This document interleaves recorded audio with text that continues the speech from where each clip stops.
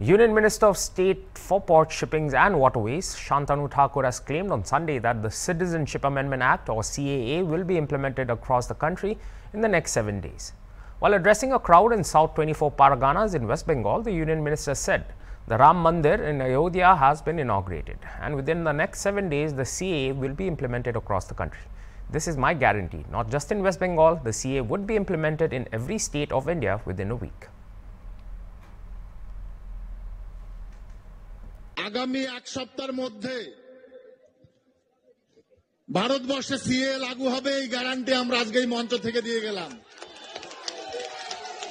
আগামী এক সপ্তাহের মধ্যে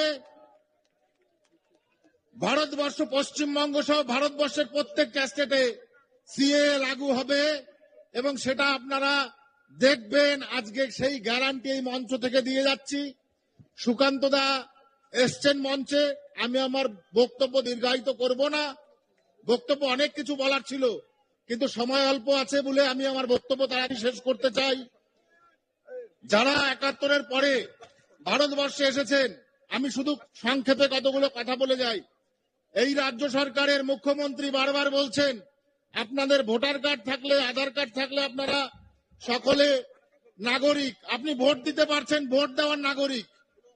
কিন্তু এখানে শুনেছি কয়েক হাজার মানুষকে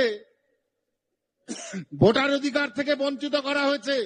মুখ্যমন্ত্রীকে জবাব দিতে হবে এই মানুষরা কেন ভোটার অধিকার থেকে বঞ্চিত হচ্ছে, আধার কার্ড থাকলে অধিকার থেকে বঞ্চিত হওয়ার কারণটা কি?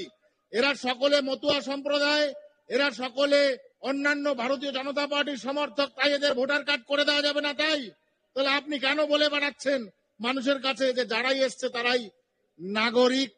নাগরিক যদি হয় তাহলে পাসপোর্টের ইনকোয়ারিতে যখন ডিআইবির কাছে যাওয়া হচ্ছে, ডিআইবি কেন ৭১ সালের আগের দলিল চাইছে? সেই প্রশ্নের জবাব পুলিশ প্রশাসন দেবে। এটা সবচাইতে বড় কথা। তাহলে তো আমাদের ভোটার কার্ড, আধার কার্ড, রেশন কার্ড দেখে আমাদের পাসপোর্টের যে ভেরিফিকেশন সেটা করা উচিত। আমি বলে যাচ্ছি এই সমস্ত জিনিস রাজ্য সরকার তার রাজনীতির জন্য করছে, কিন্তু বাস্তবে আমাদের যারা ৭১ সালের পরে এসেছি তাদের আমাদের সিটিজেনশিপ দরকার।